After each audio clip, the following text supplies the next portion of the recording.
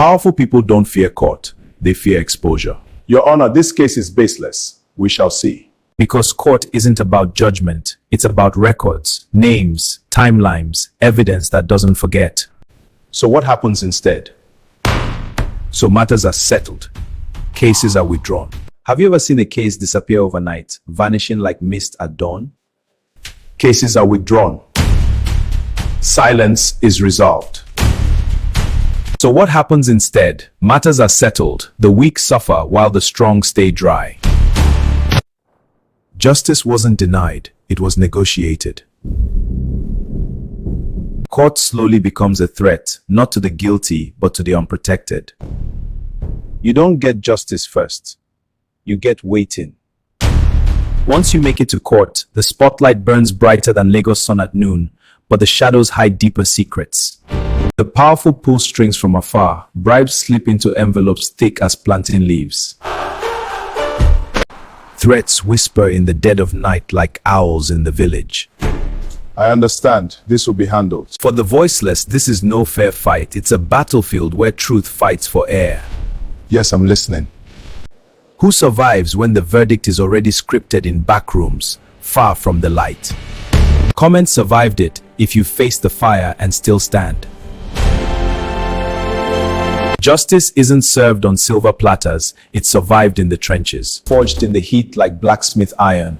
The bench may pronounce, but the streets hold the final echo. And in the end, the real verdict comes not from the bench, but from the streets, where the people remember what the robes forget. On February 2nd, 2026, a man stood in a Nigerian courtroom, accused of stealing $525,276 without firing a gun, without breaking into a bank. According to the EFCC, between April 2024 and December 2024, He sold an investment opportunity, big promises. the documents looked real. The emails sounded professional. The confidence was convincing. Money moved. The projects, they never existed.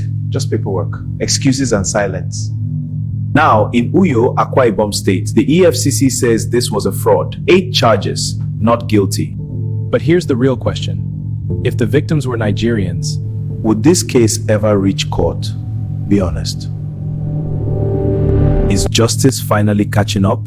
Or is this just one case they couldn't hide? What do you think? Inside a courtroom in Uyo, Akwa Ibom State, the Economic and Financial Crimes Commission presents its case. They allege that between April and December 2024, A man posing as an investor collected $525,276 from US nationals. The promise, investment in mineral resources and a deep sea port project.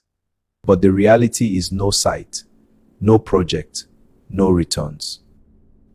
So what happened next? Let's talk about it in our next video. And remember, justice isn't denied, it's managed until it isn't.